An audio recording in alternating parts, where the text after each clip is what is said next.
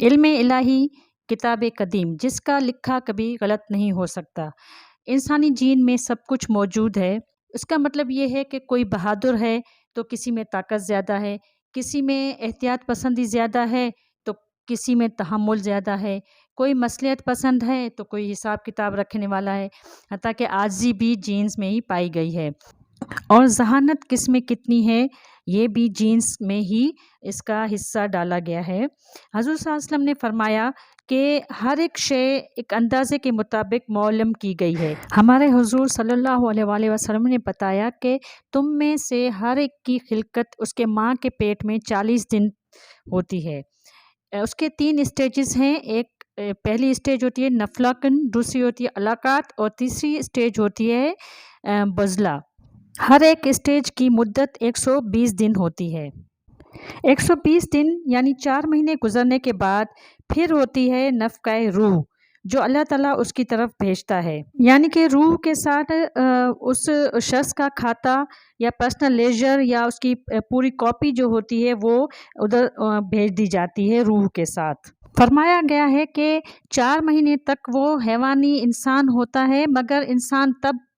بنتا ہے جب اس میں روح پھونکی جاتی ہے۔ کتاب الہی یا یوں کہیں کہ بڑا سپریم کمپیوٹر جس میں اس شخص کا کھاتا کھولا گیا تھا کہ اس شخص کا جو فلاں تاریخ کو فلاں جگہ پہ وہ 120 دن کا جنین بن جائے گا تو اس کا کھاتا وہاں سے لے کے منتقل کیا جاتا ہے اور یہ ہمارے وجود میں پیوست کیا جاتا ہے۔ سورہ بنی اسرائیل میں اس کا ذکر ہے۔ سورہ بنی اسرائیل جہاں شاکلہ کا لفظ آیا ہے، آخر میں جا کے شروع میں یہ بھی ہے کہ ہر شخص کا جو اعمال نامہ ہے وہ اس کے گردن میں کہیں کوئی جگہ ہے، وہاں پہ مائکروسکوپک یا یوں سمجھیں کہ الٹرا مائکروسکوپک جگہ ہے، وہاں پہ پیوست کیا جاتا ہے۔ جیسے دل میں ہمارے روح ہے مگر ہم نہیں جانتے، نہ کسی ڈائسیکشن میں پتہ چلتا ہے اس کا، نہ کہیں کسی اسٹڈی ریسرچ سے یہ معلوم ہو سکا ہے، نہ کوئی جان سکا ہے آج تک کہ ہمارے دل میں بھی روح ہے۔ یہ اعمال نامہ یا پرسنل کھاتا یہ اللہ کا علم ہے، یہ کہ یہ بندہ کیا کرے گا اپنی حیات میں اور اس کی مدت دنیا میں کتنی ہوگی، 8 گھنٹے زندگی ہے، 8 سال زندگی ہے یا 8 منٹ زندگی ہے، یہ سب لکھا گیا ہے اس کی حیات میں۔ اس کو کتنا دکھ ملے گا اور وہ کتنا اس کی زندگی میں کتنے مسئلے آئیں گے، کتنی پریشانیاں آئیں گی، کیا وہ کامیاب ہو سکے گا، نہیں ہو سکے گا، یہ بھی اس کی حیات میں لکھا جا چکا ہے اس کے اعمال نامے میں۔ وہ کتنا بد نصیب ہے، کتنا وہ خوش نصیب ہے، یہ سب کچھ اس کے اعمال نامے میں اس کے پرسنل کاپی میں لکھا جا چکا ہے۔ اور سب سے اہم بات یہ ہے کہ یہ پرسنل کاپی یا ڈیٹا جو چپکایا گیا ہے کہیں گردن کے کسی ایسے حصے پہ جو ہمیں معلوم نہیں ہے، کہیں وہ پیوست ہوا ہے۔ اور سب سے اہم یہ ہے کہ جو کاپی یا ڈیٹا چپکائی گئی ہے کہیں گردن میں تو یہ سب عمل روح پھونکنے سے پہلے کا ہے۔